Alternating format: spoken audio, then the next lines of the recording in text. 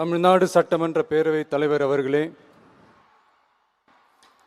மாண்புமிகு அமைச்சர்கள், நீதியரசர்கள், எம்எல்ஏஸ், எம்பிஸ், உள்ளாட்சி பிரதிநிதிகள், தலைமை செயலாளர் உள்ளிட்ட அரசு அதிகாரிகள்,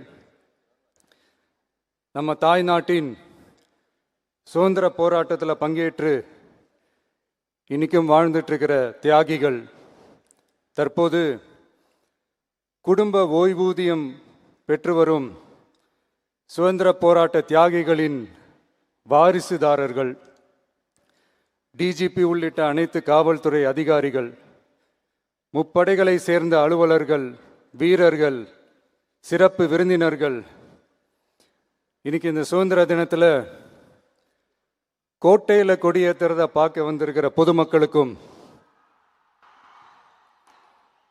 இந்த சுதந்திர தினத்தை கொண்டாடிக்கிட்டு இருக்கிற என் நெஞ்சில் குடியிருக்கும் தமிழக மக்களுக்கும், மாணவ மாணவிகளுக்கும் அனைவருக்கும் என்னுடைய சுதந்திர தின நல்வாழ்த்துக்கள், என்னுடைய வணக்கத்தையும் தெரிவிச்சுக்கிறேன். தங்களுடைய உயிரை, உடமைய, வாழ்க்கைய எல்லாம் இழந்துட்டு நமக்காக சுதந்திரம் வாங்கி கொடுத்த நம்ம சுதந்திர போராட்ட தியாகிகள், அதில் பிரபலமானவர்கள் மற்றும் பேர் தெரியாதவங்க அப்படின்னு இருந்தாலும் அவங்க எல்லாருக்கும், ஏன் அவங்க ஒவ்வொருத்தருக்கும் தனிப்பட்ட முறையில் என்னுடைய வீர வணக்கங்கள்.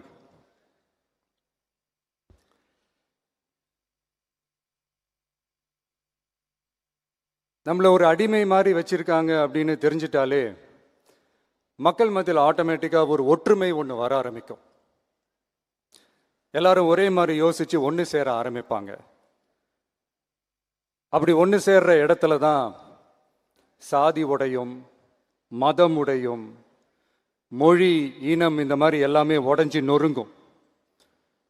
அப்படி உடஞ்சி நொறுங்குற இடத்துல தான் கிடைக்கிறது தான் உண்மையான சுதந்திரம். அதுதான் நம்ம மகாத்மா காந்திஜி அவர்கள் அவங்களுடைய தலைமையில் 1947 இதே இந்த ஆகஸ்ட் 15 நமக்கு அந்த சுதந்திரம் கிடைச்சிது. இன்னைக்கு நம்ம எல்லாரும் அந்த சுதந்திரத்தை கெட்டியாக பிடிச்சிக்கிட்டு படிப்படியாக டெவலப் ஆகி வந்துக்கிட்டே இருக்கிறோம். அந்த டெவலப்மெண்ட்ஸை அடுத்தடுத்த கட்டத்துக்கு கொண்டு போக வேண்டியது நம்ம எல்லாருடைய ஒரு கடமையும் கூட. இந்த நேரத்தில் நம்ம தமிழ்நாட்டை லஞ்சத்திலேருந்து, ஊழல்லேருந்து காப்பாற்றுறதும் ஒரு மிகப்பெரிய ஒரு விடுதலைக்கு சமமான ஒரு விஷயந்தான்.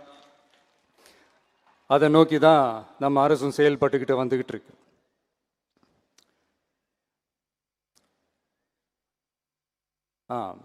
இந்த 386 ஆண்டு பழமையான இந்த கோட்டையில்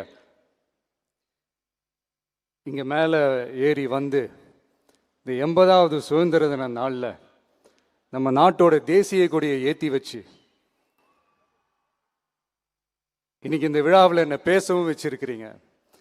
அதுக்காக உலகம் முழுவதும் இருக்கிற என்னுடைய தமிழ் சொந்தங்களுக்கும், தமிழ்நாட்டு மக்களுக்கும், ஜென்சி இளம் சிங்கப்படை தோழர்களுக்கும் என்னுடைய மனமார்ந்த நன்றியை தெரிவிச்சுக்கிறேன். பிறப்புக்கும் எல்லா உயிருக்கும் அப்படின்ற ஒரு மிகப்பெரிய ஒரு கோட்பாட்டை அடிப்படையாக வச்சு தான் நம்ம தமிழ்நாட்டை லஞ்ச லாவண்யமற்ற, போதைப் பொருள் கலாச்சாரம் இல்லாத, பெண்கள் பாதுகாப்பு, சமூக நீதி அடிப்படையில்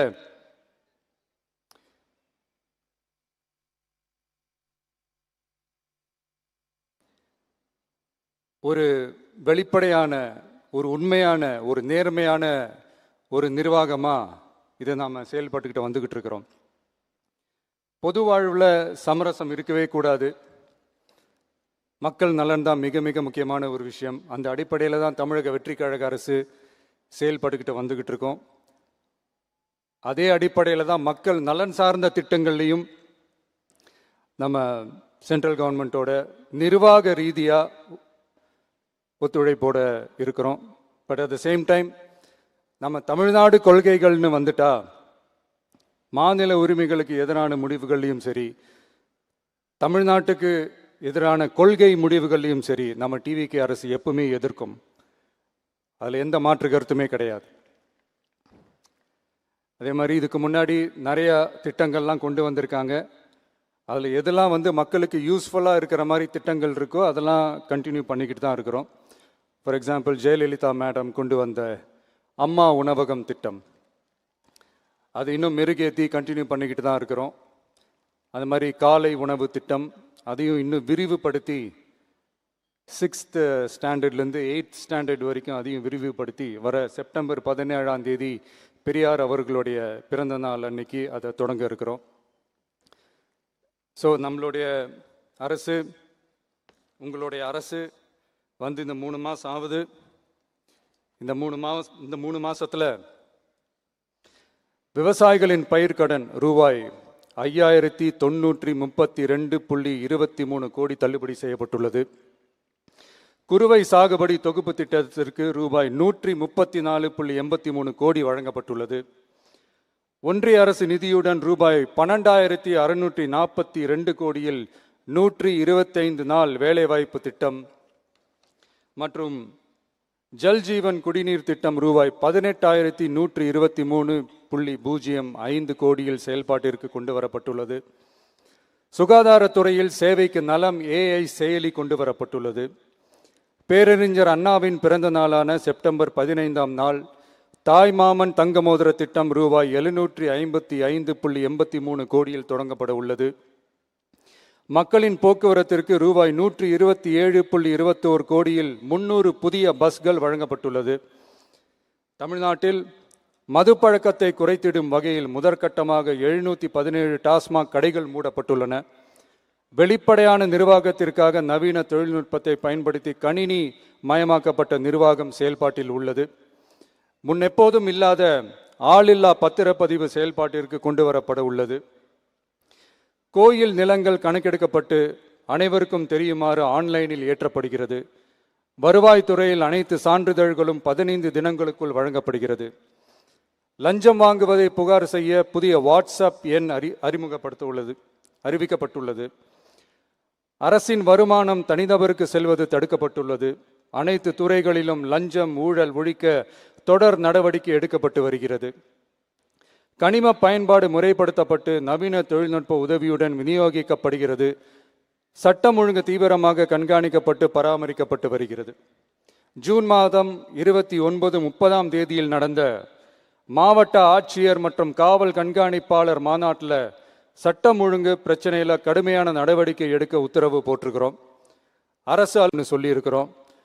மக்களை அலைய விடக்கூடாது, கோரிக்கைகளை நல்லபடியாக ஆராய்ஞ்சு சரியான வழியில் தீர்வை தர சொல்லியிருக்கிறோம்.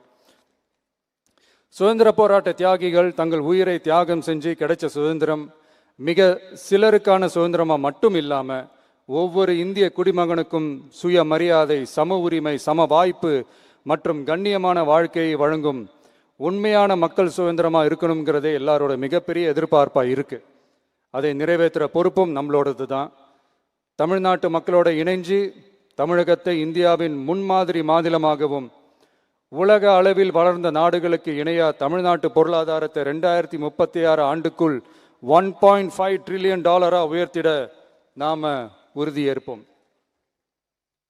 மக்களே, எல்லாரும் ஓட்டு போட்டுட்டோம். உங்கள் அண்ணனை, உங்கள் தம்பியை, உங்கள் பிள்ளைய எல்லாரும் ஜெயிக்க வச்சு முதலமைச்சராக ஆக்கிட்டோம்.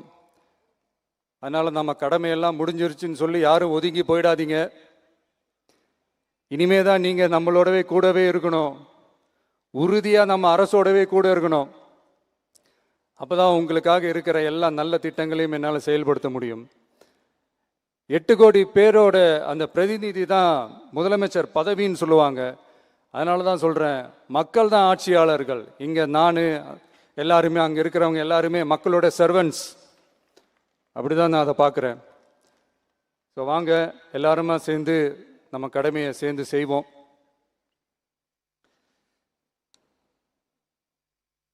நம்ம அரசுக்கு எதிரான சக்திகளையும் சரி சதிகளையும் சரி முறியடிப்போம். நீங்கள் எல்லாரும் நம்மளோடு இருக்கும்போது எனக்கு வேற என்னங்க கவலை? நல்லதை மட்டுமே நோக்கி நகருவோம். அப்படி நல்லதை மட்டுமே நோக்கி நகரும் உங்கள் அரசு உங்களுடைய எதிர்பார்ப்புகளையும் உங்களுடைய கருத்துக்களையும் மனசில் வச்சுக்கிட்டு தான் நல்ல சிறிய புதிய அறிவிப்புகளை அறிவிக்க இருக்கிறோம். அதில் ஒரு சிலதை மட்டும் இங்கே நான் படிக்கிறேன். ஒன்று, தாய்நாட்டிற்காக தன்னலமற்ற தியாகம் செய்து நமது நாட்டின் பாதுகாப்பிற்காக அரும்பாடுபட்ட முன்னாள் படை வீரர்களின் நலன் கருதி அவர்களது 2 மகள்களுக்கும் வழங்கப்படும் திருமண நிதி உதவி 25,000 ரூபாயிலிருந்து 50,000 ரூபாயாக உயர்த்தி வழங்கப்படும்.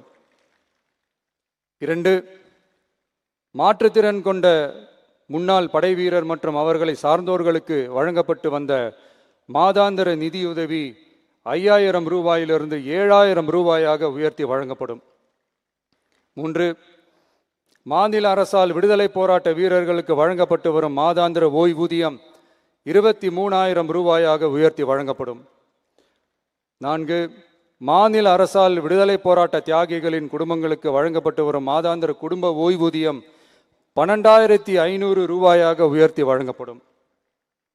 5, வீரபாண்டிய கட்டபொம்மன், முத்துராமலிங்க, விஜய ரகுநாத சேதுபதி, மருது சகோதரர்கள் மற்றும் வாவு சிதம்பரனார் ஆகியோரின் வழித்தோன்றல்களுக்கு வழங்கப்பட்டு வரும் மாதாந்திர சிறப்பு ஓய்வூதியம் 11,500 ரூபாயாக உயர்த்தி வழங்கப்படும். இவற்றிற்கான அரசாணைகள் அரசால் வெளியிடப்பட்டுள்ளது. I once again extend my respectful greetings and salute the people of Tamil Nadu who has broken the caste and religious considerations, rejecting money and muscle power, and gave us an overwhelming support to establish people-centric and social justice government. We are on a mission mode to achieve corruption-free government. We want our people to develop zero tolerance towards corruption. And we appeal to the officials and the people of Tamil Nadu to make our state corruption-free. இன்னைக்கு இந்த விழாவில் பரிசு வாங்க போகிற, பாராட்டுகளை வாங்க போகிற, விருதுகளை வாங்க போகிற அனைவருக்கும் என்னுடைய வாழ்த்துக்களை தெரிவிச்சுக்கிறேன். இந்த விழாவை ரொம்ப அழகாக ஏற்பாடு செஞ்ச பொதுத்துறை செயலாளர் அவர்களோடு சேர்ந்து அலுவலர்களுக்கும், காலையிலேயே இந்த ப்ராக்டிஸ் பண்ணி சிறப்பான பரேட் நடத்திய காவல்துறை நண்பர்களுக்கும், இந்த விழாவை ரொம்ப பாதுகாப்பாக நடத்திய காவல்துறை அதிகாரிகளுக்கும், ஊடகத்துறை நண்பர்களுக்கும், சமூக ஊடகத்துறை நண்பர்களுக்கும் என்னுடைய மனமார்ந்த நன்றியை தெரிவிச்சுக்கிறேன். கான்ஃபிடென்ட்டாக இருங்க, நல்லதே நடக்கும், வெற்றி நிச்சயம். மீண்டும் சந்திக்கும் வரை நன்றி, வணக்கம்.